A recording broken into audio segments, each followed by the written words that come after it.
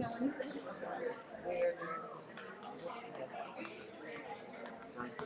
are they gonna someplace they're at? All ready to begin? I'm ready. Okay. You tell me. Give me 1 second. Okay. Oh, you need to switch that one on. You said 2002?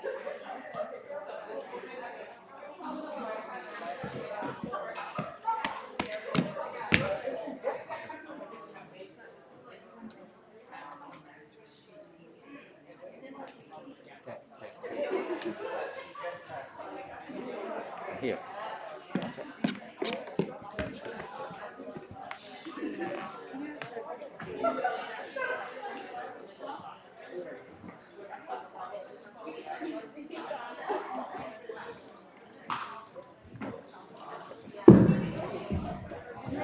Good afternoon, ladies. If you wouldn't mind turning your seats around, move your chairs a little bit so that you can see the screen. We want to welcome you to our Women's History Month, and we want to celebrate. Okay, I'm not streaming yet. Okay, you tell me when. Gotta wait for the technician here. All right.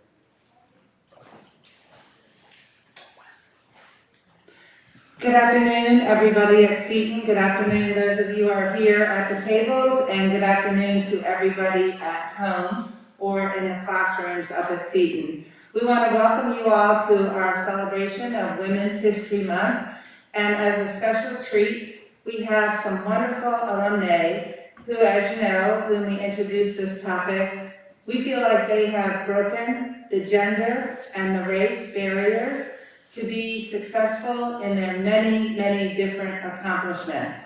So we're going to begin with Janice Armstrong. And Janice Armstrong is going to come to us in video because she lives in Philadelphia. So she couldn't make a trip here. She'll be our only guest that is video, and then everybody else is live. So please welcome Janice Armstrong, who will share about her career with the Philadelphia Inquirer.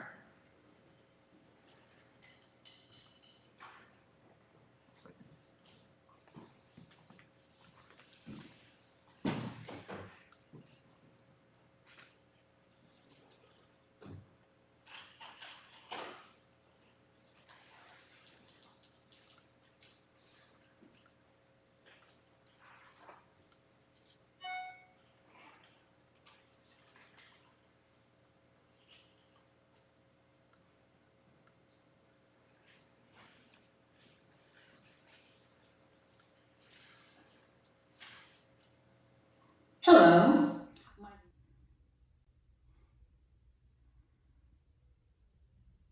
Hello, my name is Janice Armstrong. I'm a Metro columnist for the Philadelphia Inquirer and Daily News. Now, what does a Metro columnist do?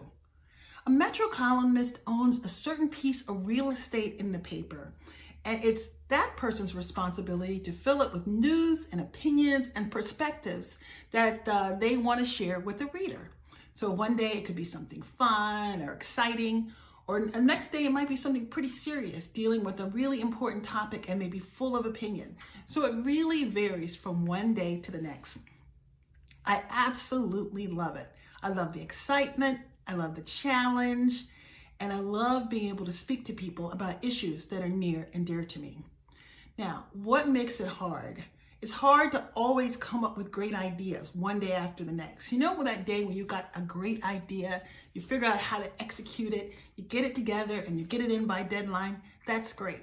But in my business, you got to come in the next day and start all over again. That's right. In this business, you're only as good as your last newspaper column. So you really got to stay on your toes. You're always looking, you're always thinking, and you're always trying to up your game of just a little bit. Now, there are lots of barriers to being in a profession like this. And the big thing is the industry is shrinking. Not many people read newspapers, not like they used to. Fewer and fewer people do that. Most people get their news off the internet. And the fact that it comes from a newspaper a lot of times doesn't seem to matter. So a lot of people don't subscribe to support local journalism. And that's something I would advise. If you're interested in journalism, make sure you support local journalism. Make sure you're reading your local newspaper. You've got subscriptions to magazines, and that you're reading. It's a tough field to get into, and it's a really tough field to stay in once you're in. But if you can get in, I can promise you a lot of excitement, and you'll never, ever be bored. Now, if this is something you're thinking about pursuing as a career after you leave Elizabeth Seton, I would suggest that you start now. That's right, start right now. Make sure you work for the student paper. Make sure you take as many opportunities as you can to write. Work for the yearbook staff. See if you can get an internship. Now, you might have to wait until you're in college and maybe a sophomore or so, but look around, explore opportunities, things that get you out there, give you experience, and give you opportunities to learn and also to network. And when you get to your college campus, make sure on your very first day you head over to the student newspaper office. Introduce yourself. Tell them that you're interested in writing. Now, they may not be altogether all that welcoming, but find something you can do and don't be deterred. I mean, come back the next day and the next day and show them that you're really, really serious about writing stories for the newspaper. And when you get an assignment, make sure you turn it in by deadline. Even if it's not as good as you think it could be, turn something in. Show that you're reliable and that you're serious and that you're dedicated. And when you get a chance, get a professional internship at someplace like maybe the Washington Post, the Baltimore Sun. If you're interested in television, go to a television station or a radio station or maybe even a magazine. Just look for as many opportunities as you can find to hone your craft. Now, it's a wonderful field to be in. I've spent practically every day since I've left the campus of Howard University working in my chosen profession. And it hasn't been easy because the industry is shrinking, just like I said. But one thing that really needs to happen in this industry is we need to get more women in upper level management. Yes, there are lots of women journalists working on the staffs of newspapers, magazines, websites, TV stations, radio stations. But you know what's missing? Women at the upper levels of management. My generation's done all it can, so we're going to leave the rest of it up to you. You guys can do it.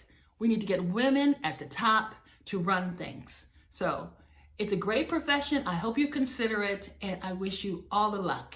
If you do, and you're interested in journalism, reach out to me in Philadelphia. My email address is jarmstrong@inquirer.com.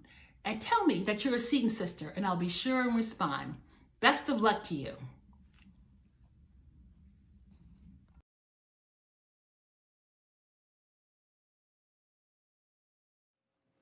There's a bit of a lag on the other side. That's okay. You just tell me what to do. Okay. Okay. And now we're going to welcome Kelly Hughes Dolan from the class of '09 to share her story with us. Thanks, Kelly. Come on up.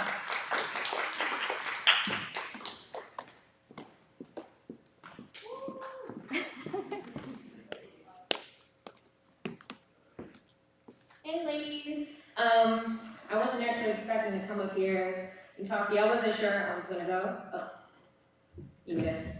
I'm very short, as you can tell. So I'm a cybersecurity engineer within the aerospace industry, and our organization provides real-time satellite-based data to air navigation service providers around the world. Should I just go? Okay. So one thing that I really love about my career is autonomy. I get to kind of just explore, try out different things. It's really challenging, especially being the only female engineer on my team, and I'm also the only Black female engineer there. So, and the youngest. So it's a lot going on. But another really cool thing is that I get a chance to try out new technology and just really see what cool new tool fits my purposes or my needs. One really challenging thing about my career is that to be a cybersecurity engineer, you have to be nosy. So say you have someone who develops a new app within your company. My job would be to actually figure out if I could break that app. And I have to actually see if there's any vulnerabilities, any holes that could be used to actually compromise any confidentiality of data, any integrity of data, any availability of our systems. It can make it a little difficult to be cool with some of your colleagues if you're breaking their stuff once they put it out there. So another thing with that is that I have to find a really fine balance with how I actually build relationships with my colleagues. When it comes to barriers that I've faced within the industry, for me, it's really been overcoming the limitations that I've placed on myself. So going to Seton, especially during class, well, I was class of 2009, but going to Seton, it was really challenging for me academically. Most of my friends were in AP classes. I did not take a single AP class. Two of my best friends were in calculus, and I was in algebra 2 trigonometry, and this is like junior year, senior year. So during my time in high school, I actually placed myself in a box. I was more interested in cartoons and animation and kind of using my eccentricity as a security blanket rather than considering all of the other things that I could do. So during this time, I developed imposter syndrome, essentially, which is something that affects a lot of girls and young women, especially in the STEM industry fields, where I had math insecurity and I focused a lot more on the humanities rather than seeing what I could do when it came to math and science. So it pretty much followed me up to grad school, in which I was the only young woman in my class again, and a lot of my group projects were with men who were already in the tech industry, but meanwhile, I was a temp, and I was an administrative assistant. So I really had to focus a lot on just silencing that self-doubt that I had. It didn't go away instantly. I had to just be like, okay, Kelly, you can't always achieve everything that you want instantly. It's going to take a lot of hard work. It's going to take a lot of self-reflection. So that was really the hardest thing for me, was just trying to sabotage my own self rather than just consider that I had a lot of potential. When it comes to how being a woman has affected my career, I believe that being a young Black woman has actually provided me with a great tool set when it comes to how I approach adversity and conflict within the workplace. I believe that my perspective actually brings a new approach to my formerly all-male team when it comes to how are we going to actually get things done, and what's the best way to go about doing it, how do we actually build relationships internally within our organization and with other organizations. So another thing is that being a young Black woman, because I've had to understand how to navigate racism and sexism in a tactful way within the academic environment and the professional environment, I just believe that I've grown to be a little bit more tenacious, but yet skilled in how I handle certain obstacles. The advice that I would give to all of you as we celebrate Women's History Month is to actively work against any shame or self-doubt that you may currently have, whether it's due to experiencing anxiety, depression, bullying, discrimination, or really just any sort of self-doubt. You're definitely going to have moments in your life where something or someone is going to make you feel like you're not enough. Just put it to the side. It's easier said than done, but just put it to the side. If you have a hobby that you're interested in, just go for it. You want to learn something new, research it. If you want to connect with someone, go ahead and make your intentions known. Let's see. Oh, and what advice was I given that helped me succeed? So it's not necessarily advice, but when I was a senior in undergrad, I once heard my dad say, Kelly will go to the left and show you why it's right. So I took that as, at least someone understood that I was my own person and that I wasn't really going to let anyone else define me. And the advancement that I hope will happen for women is I really hope that academic and professional institutions realize that women are not monoliths. We all have a variety of experiences, beliefs, identities, cultures, and also I hope that we can start getting paid more, just to be on the same level as our male colleagues.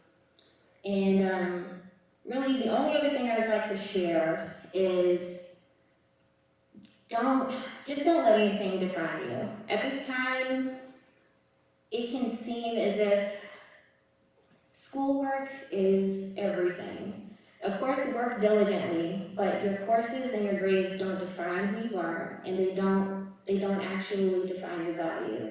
So just focus on just moving ahead and trying to reach your goals. That's it.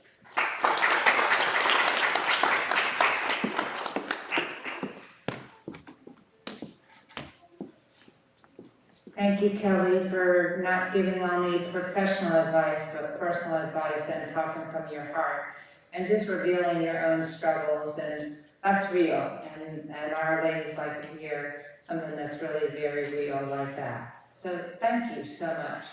Next, we're going to hear from a new friend that I made through this project, and we're going to hear from Sharetta Clerkley, who's going to also speak to us about the barriers she's broken since she left Seton. So Sharetta's here. She hasn't been back to Seton since she graduated in 2001. So she got a great tour today. Thank you all. I'm so excited to be able to be here with you all. I have a question for you. If I ask you, who is Kerry Washington? Are you all familiar with her? Raise your hand. Okay, so what show did she play on? Shout it out. Do you guys remember? Scandal, right? So one of the nicknames that she had in that show was called The Fixer, if you guys remember, if you watched that. And that was a very popular show that I liked. So you might be sitting here thinking, well, what does that have to do with you? Well, I'm in the nonprofit industry. I have been in the industry for over 15 years, and I'm kind of known as the fixer. I do a lot of work with a lot of different nonprofits, but currently I'm with the American Psychiatric Association. And with that group, I am responsible for the Division of Education, which is 30 people that I oversee, a $15 million grant, and I'm the first African-American woman to hold that position. And also in the room all the time with a lot of males who look at me and say, what do you know, to prove your point. And I want to tell you that one of the things that Seton did for me is always helped me to feel empowered to use my voice. I've worked in a lot of different settings where diversity and inclusion was not something that was talked about. People really didn't care about it. And with recent events with George Floyd, a lot of nonprofits are looking at ways that they can include people, how they can bring diversity to the forefront. And so I do a lot of work helping members understand how is it that we can create equitable opportunities for people who look like myself, Black and brown, also figuring out how we can connect and reach different audiences. It has not always been easy, especially being a lot of times the youngest person in the room, not the person that has the most experience, but you have an idea, you believe strongly in it, and so you have to figure out how you can connect with people. And the thing that I've always found that has been really helpful for me is to always be my authentic self. And I found that when I do that, people open up to me more, we can see eye to eye, and I would encourage you that no matter what industry you go into, to really think about, how can you be the fixer in that industry? How can you reach behind you and bring other people along with you? I do a lot of hiring, and so I'm always looking for individuals who may not necessarily have the same beliefs that I have, but they want an opportunity, they're hungry for it, and maybe they're not getting that from other places. And so that is something that I really enjoy to do. One of the best advices that I've ever received was I was told very early on in my career that the career that you have now will not be the career that you have 5 to 10 years from now. And so you have to be able to adapt and shift. I started out my career working at BET and MTV networks, and I slowly transitioned into marketing and communications, and now I'm managing operations for a national nonprofit in this area, as well as having my own consulting company, really helping to bring issues of diversity and inclusion to the forefront. So I encourage you all, no matter what you do, to just be your authentic self, come to the table, and not be afraid to raise your hand and raise your voice and volunteer for new opportunities, because what I've found throughout my career is that the ones who are always raising their hand and trying to learn a new skill and build those bridges and connections are the ones who people are always looking out for to bring you along. And I just want to say, you know, I love to work in an environment where I'm able to bring empathy, passion, and service to the role. And I learned those things here at Seton. And I'm very grateful that I have the opportunity to be able to bring others with me along. So if you're ever, you know, wondering what is nonprofit management, what does that look like, feel free to reach out to me. I'll make sure to leave my information. I'm happy to answer any questions you may have. Thank you all so much.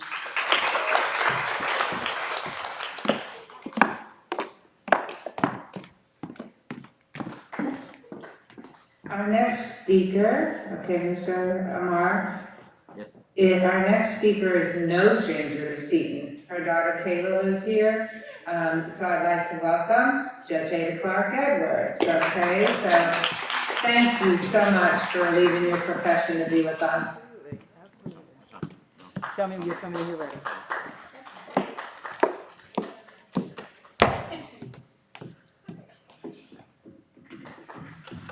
Ready? Ready? All right. Good afternoon, everyone. Good afternoon, everyone. All right, as Sister pointed out, I am not alum of Seton. However, my daughter Kayla Edwards is class of 2020, graduated last year, and though I'm not alum, let me just say that the transformation that I saw in her from 9th grade until senior year, she came here humble, shy, and meek, and I know some of her former teammates are here, and she graduated here, captain of her soccer team, and just developed so many leadership skills. When she left here, they empowered her, my baby, to go across the country to California, for school. Someplace I would never have seen her flying too far from us, but it was Seton. It was what she developed here that gave her the comfort to do that. So I would just encourage you all to utilize this time. Where you start, when you first walk through those doors of Seton, it's not where you'll finish. You too will see so much development in yourselves from that time, freshman year to senior year, even junior year to senior year. There'll be so much development. But I'm here to talk to you about what I do. I am an associate judge of the district court in Prince George's County, Maryland. Now, we are appointed as judges throughout the state of Maryland, so technically I could sit anywhere in the state of Maryland, but my jurisdiction is for the most part, in Prince George's County. As a judge in Prince George's County, I hear a number of matters in the district court. They range from criminal misdemeanor matters, landlord and tenant matters, so your rent cases and eviction cases and all of those cases I hear. We hear civil cases, automobile accidents, we hear domestic violence cases, and currently I sit as the coordinating judge for domestic violence, our domestic violence calendar. I sit as the chair of our domestic violence coordinating council, and I'm the chair of our domestic violence subcommittee of our judiciary's domestic law committee. And so I have a great deal. Prior to becoming a judge, and I was appointed by Governor Hogan in 2016, prior to my appointment, I served as the chief of our Special Victims and Family Violence Unit in the state's attorney's office. So I served as a prosecutor for a number of years, handling all types of domestic violence cases, from homicides and child abuse cases, just the worst type of cases, but it was the best work, I think, that I ever could have done. I mean, I love that job. So any of you considering being a prosecutor or working as a trial attorney, please come and talk to me, because I will sell you on it. But as a judge, I mentioned I've been appointed in 2016, And there have been a number of challenges. There were challenges getting to that position, and there have been challenges throughout that position. But first, I'll tell you what I love about it. What I love about it, and I think that some of the other panelists spoke about this as well, is the impact. You're able to see, when you're able to do something in someone's lives, people come to you, in district court particularly, with real world problems. People who are getting cut out of their homes, people who are in abusive relationships, people who've had some criminal or violent act committed against them, and they're coming to you with real world problems and expecting you to solve them. And so what I enjoy about it is that every day is a new day. Every day is a different day and gives me an opportunity to see the impact that I can have. And the reality is it can be positive or negative, but I always choose to put my best foot forward and come forward to improve whatever the state that, and to the extent that I can. And so it gives me an opportunity to interact with people every day and to try and come up with solutions for the problems that they have. Now, the challenge that I have is that we can't always do that. There are limitations. Even as a judge, there are limitations as to what we can do. So as much as I try to solve all the problems, there's some limitations as to what we can do. And so sometimes it's very heartbreaking to not be able to, though I can issue an order, to not really be able to impact their lives in the way that I know and provide the help that I know that they need. We see this many times in our criminal cases where the root of that problem may be some mental health issue. And so, though I can issue some order, getting them the treatment and making sure that they get followed through with the treatment, I don't have control over. And so, and that impacts them, it impacts their families, and so it's not always so easy. But again, every day it's still the ability, the opportunity to come in and have to engage the community in that way and impact lives in that manner is one of the most fulfilling things I've ever done. In terms of the barriers that I had, I'll tell you that some of those barriers were created by me, okay? Some of that, and I think that as young women, as minority women, it's many times been hard for us because historically it's not something we've always been comfortable doing in advocating for ourselves and speaking up for ourselves and negotiating for ourselves. That's not an easy thing to learn, and it takes some comfort getting comfortable with telling people that you are valuable, that you're worthy of this position, and that doesn't always come easily. But it's something you've got to do, and that was hard for me. So that was one of the barriers that I had to overcome. Even putting in for this position, I didn't think I was ready. I didn't think, even though I've had years of trial experience and prosecutorial experience, I've been in the courtroom since it's my first job. It was my first job out of law school. And I've been in the courthouse for years. But at the time I put in, I didn't think I was qualified enough. I didn't think I was ready enough. And even though I was.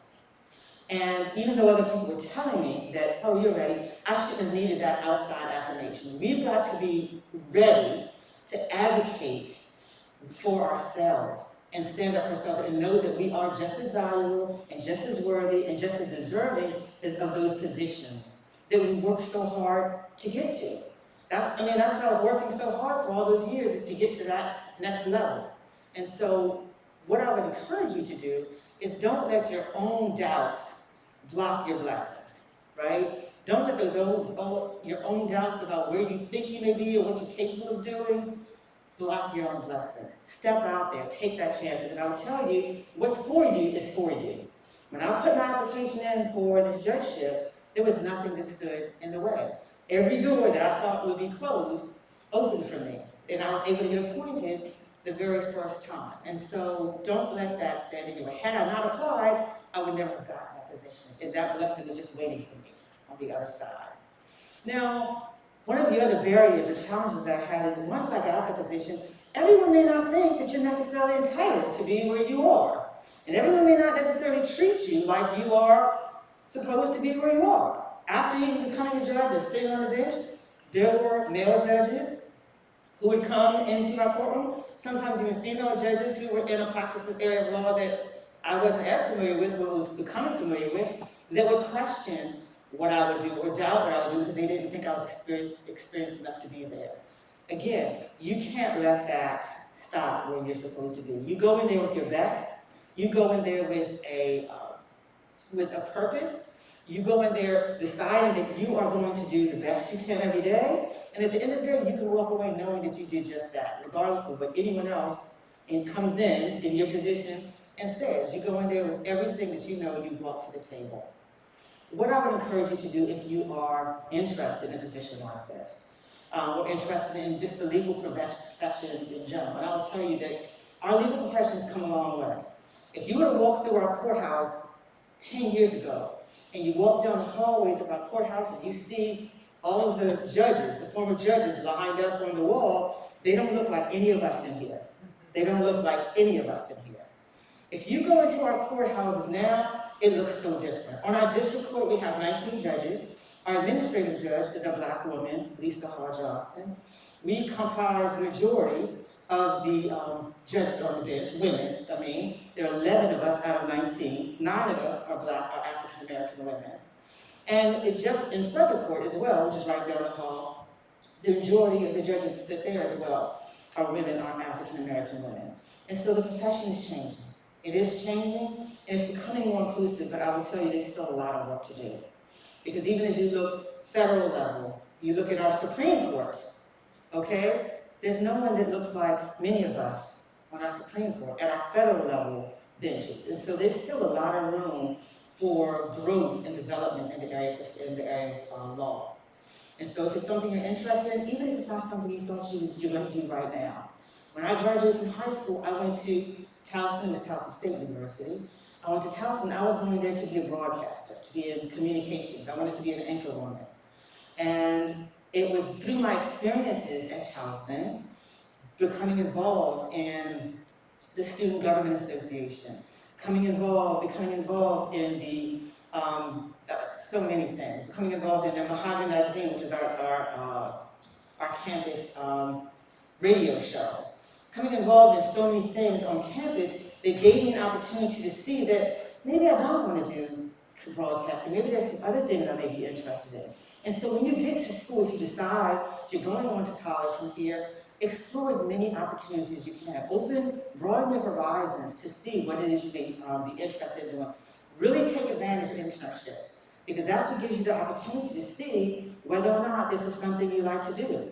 I had an opportunity to enter to internship with the State's Attorney's Office in Baltimore City, and that sealed it for me. That was something that I knew at that point I wanted to do, so I changed my major at that point.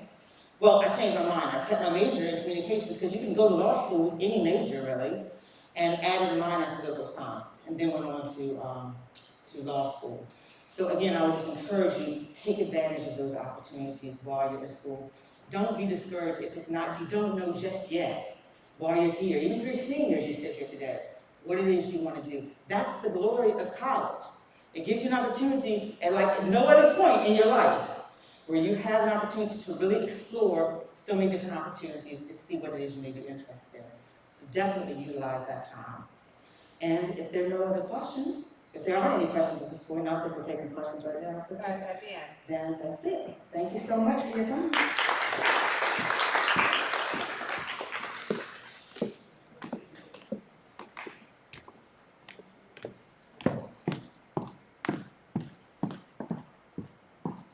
Our final speaker is Margaret McCord, and she has pictures, so just give Mr. Amar a minute so we can make sure the people at home can hear from Margaret as well and see the pictures. Margaret?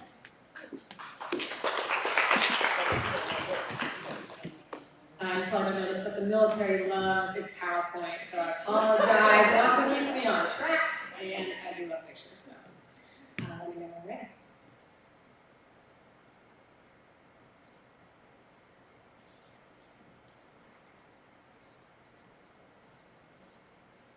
All right.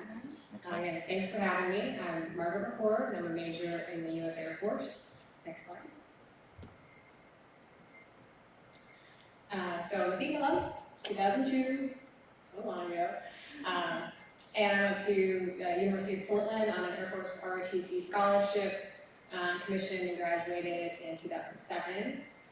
Currently a combat rescue helicopter pilot, and what that means is we go in and get injured people or isolated people out from harm's way, hostile territory, things like that, provide them medical care and route to a hospital. So we normally fly in pairs of 2 helicopters. Those 2 you see right there, those beautiful beasts are the Pavehawks. And we fly with 2 pilots up front, 2 machine gunners in the back, and then a team of pararescue folks. You'll see those badasses down there. Those are the medical experts that do that work in the back of the helicopter. Gotta give them props. Next slide. All right, summary of my career.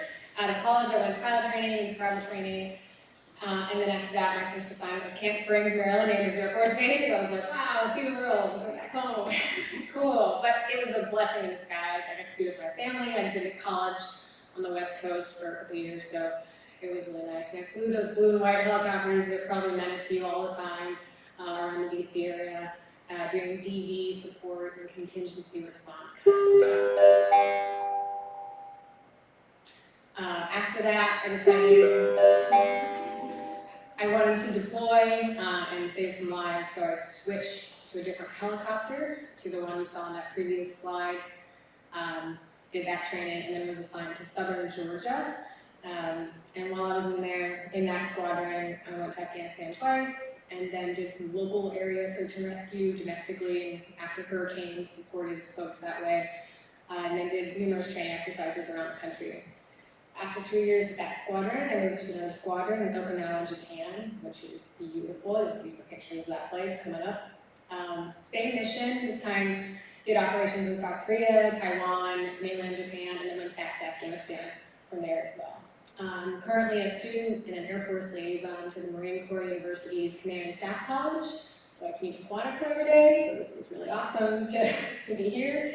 And I'm getting a master's in military studies, and then when that's done in June, I'll go work at the Pentagon.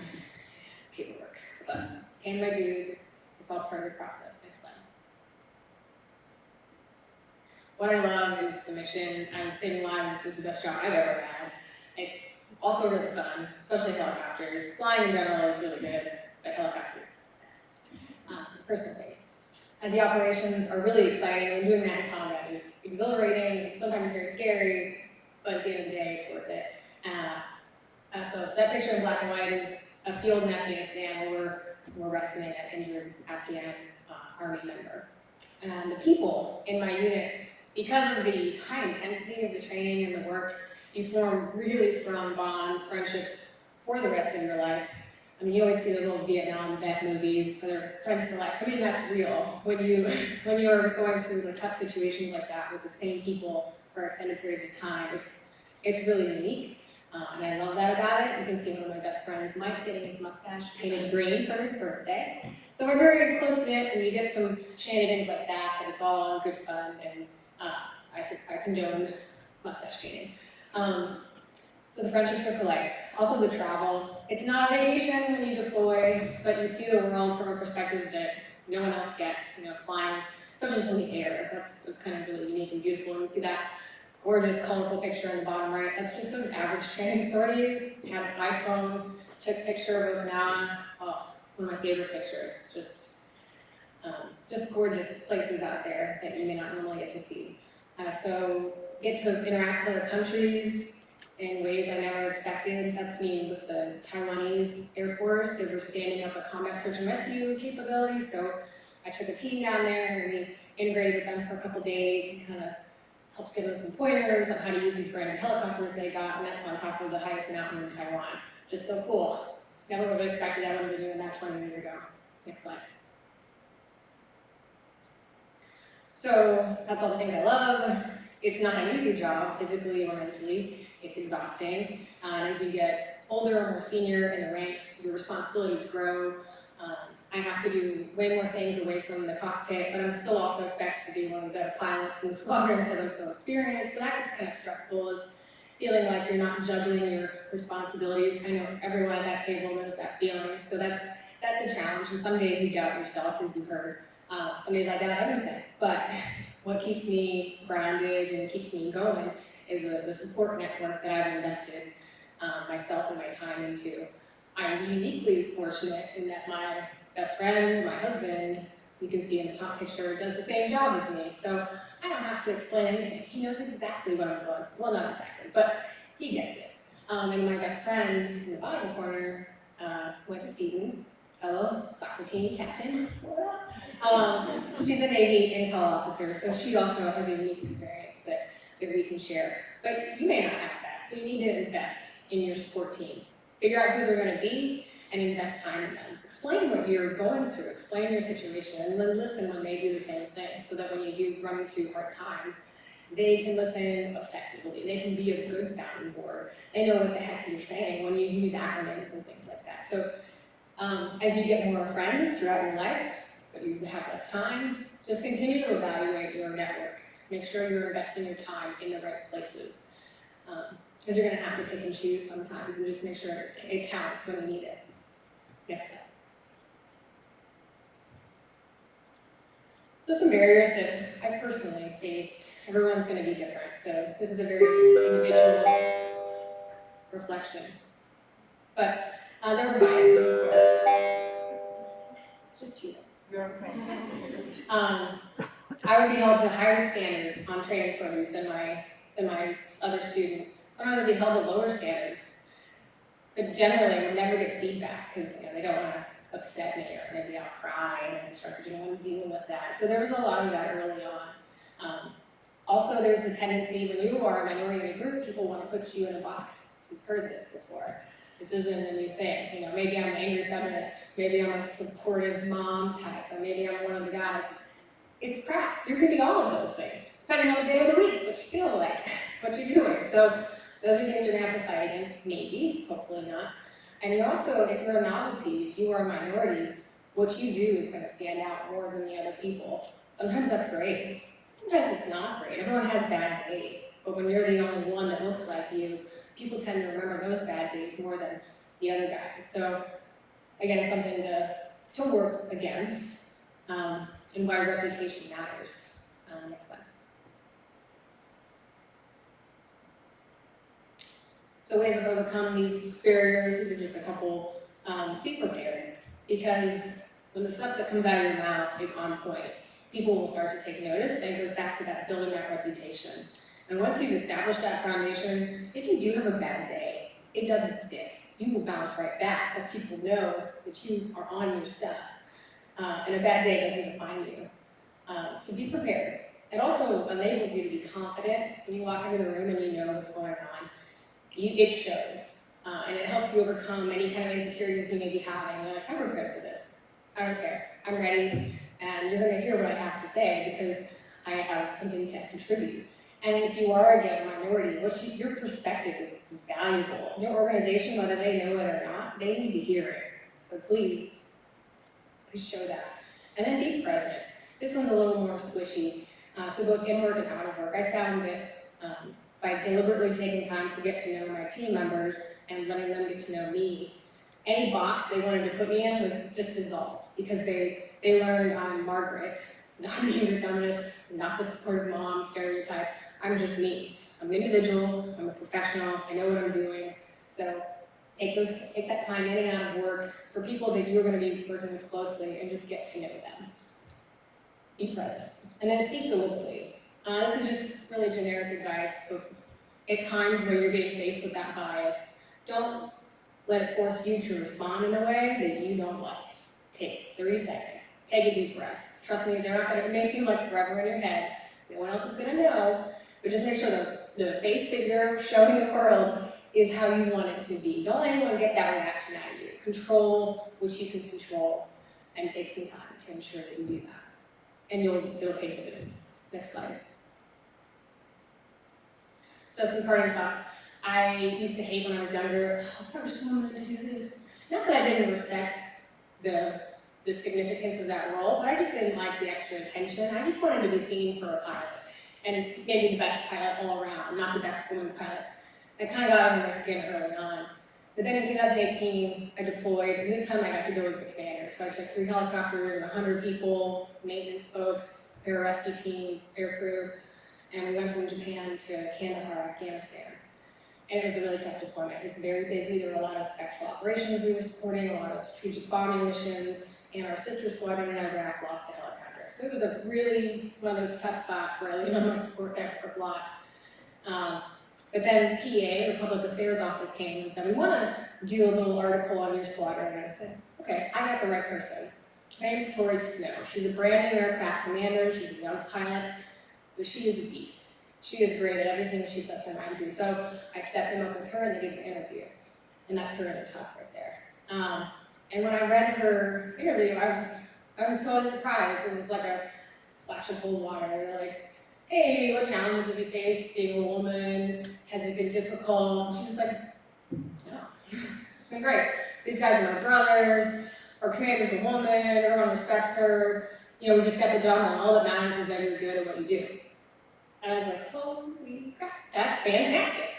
And it just reminded me that representation matters. So I don't know directly, but at some level, my role made her life easier. It allowed her to focus on just being a badass that she now is.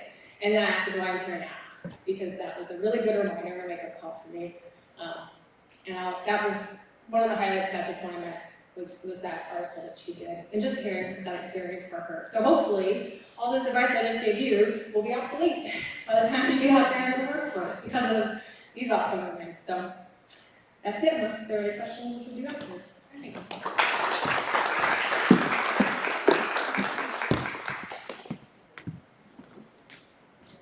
Okay, Mr. Mara. Does anybody have any questions that they would like to ask? Is there any questions here in the room? Anybody want to raise your hand and just see who you are? Okay, so what we're going to do now is the people at home, I think you're going to get a chance to just say hello in your new Seton groups, because we have new Seton Speaks groups. And the people who are here, all of our guests are at the center table. I know by now that you prefer to ask your questions head on to somebody directly, rather than to stand up and be heard. So they'll be here a few more minutes, so if you'd like to go over and speak to any of them, or ask questions, or just thank them, or compliment them for their achievements during Women's History Month, we greatly have you stop by the table. Okay, thank you ladies, and have a great day, and to all of you at home, thank you very much as well.